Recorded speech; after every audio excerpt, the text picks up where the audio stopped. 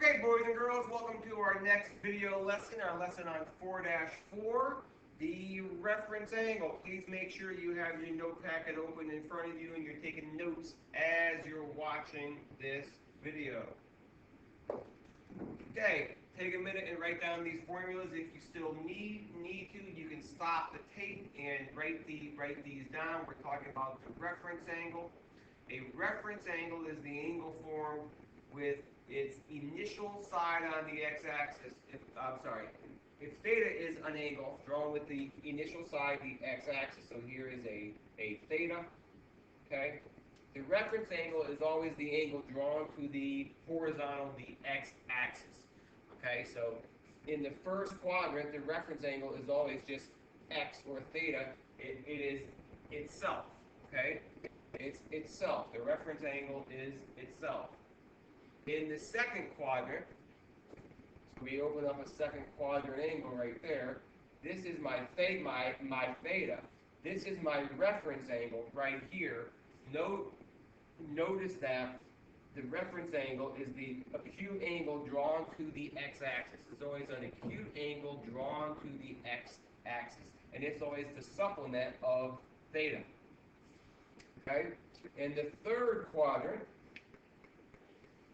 the reference angle is going to equal theta minus 180, or theta itself is 180 plus the reference angle. So here is my theta. This part right here, okay, this part right here is my reference angle. And notice that x plus 180 is equal to theta. So all these are equal to theta. Okay, in the fourth quadrant, real quickly here, if I go around, there's my theta in red. This piece right here, this is my reference angle. Okay, it's drawn to the horizontal, and as we can see now, it's 360 minus x is equal to theta. Okay, because sine is always equal to y, and cosine is always equal to x. In the first quadrant, both x and y are both positive, so sine and cosine are both pos, which means tangent is also pos because tangent is equal to sine divided by cosine. In the second quadrant, cosine, which is x, is negative, sine is positive, which is y. Now tangent is also negative because positive divided by negative is negative. In the third quadrant, sine and cosine, x and y are both neg. Neg divided by neg is positive, so tangent is pos. And in the fourth quadrant, y is negative, x is positive. Negative divided by positive is once again negative.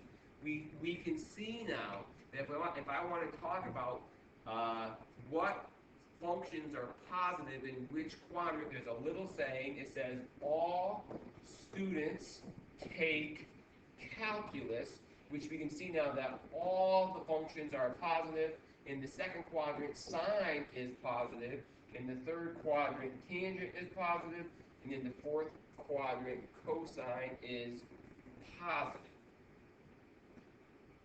So, looking at this problem right here, we can see in the picture, this is number 12 in your textbook. I want to figure out all the trigonometric functions if I have the ordered pair negative 12 comma neg 5. So I know that this distance is 12. This distance right here is neg 5. My theta is actually this angle right here. However, this right here is my reference angle. Okay, I see the 5, I see the 12, ding, ding, ding. I know that my radius must be 13 because it's a 5, 12, 13 right triangle. Looking at my functions now very, very quickly, I know that sine is opposite over hypotenuse. Cosine is adjacent over hypotenuse. And tangent is opposite over adjacent. Notice that we are in the fourth quadrant, so sine is negative, cosine is positive, and tangent is also negative because it's all students take calculus.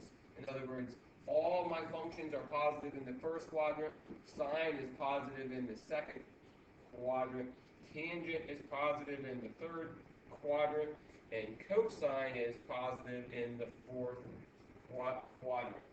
My reciprocal functions are just the reciprocals, so this is negative 13 over 5, this is 13 over 12, and this is negative 12 over 5. Oh, game. This game is called Name That Quadrant. One of my favorite games. So we got to figure out what quadrant we're in if the secant is positive and the cotan is negative. So we think about secant being positive, that's cosine. Cosine is positive in either the first or the fourth, because x is always cosine, which is the reciprocal of secant. Cotan is tan, okay? Cotan and tangent are both negative now. They're negative in the second and the fourth quadrants. Which quadrant do both of these overlap? This must be in the fourth quadrant. I'm naming that quadrant. It's in the fourth. We'll do a whole bunch of these tomorrow, but let's try one more on your own. Give that one a go. Figure out what quadrant we're in if tan is pos and sine is neg. Okay, tan is positive in the first and the third. Sine is negative, that is y, in the third and the fourth. Notice that we are now going to be in the third quadrant, right here. Okay, let's figure out what quadrant we're in here. Cosecant, which is sine, is positive. In fact, it's positive 4. I know I'm either in the first or I'm in the second. And cotan is negative. That's either in the second or the fourth. So I know I have a second quadrant angle right here. So I know I'm in quadrant 2. Okay, so I'm going to draw a triangle in the second quadrant. Here is my theta. Okay, and I know that my cosecant is 4 over 1. So this must be 4. This must be 1, and this piece right here, I'm going to do a quick little Pythagorean theorem to figure out what that is. X squared plus 1 squared is equal to 4 squared. So now I know that 16 plus, getting ahead of myself, x squared plus 1 is equal to 16. X squared is equal to 15. So x is equal to root 15, and then the second quadrant, so this is going to be negative root 15. I can now figure out all of my trigonometric functions using this picture. Sine is going to be 1/4. Cosine is negative root 15 over 4. Tan is going to be 1 over negative root 15, which then becomes, when I rationalize, negative root 15 over 15. Cosecant is the reciprocal, it was 4.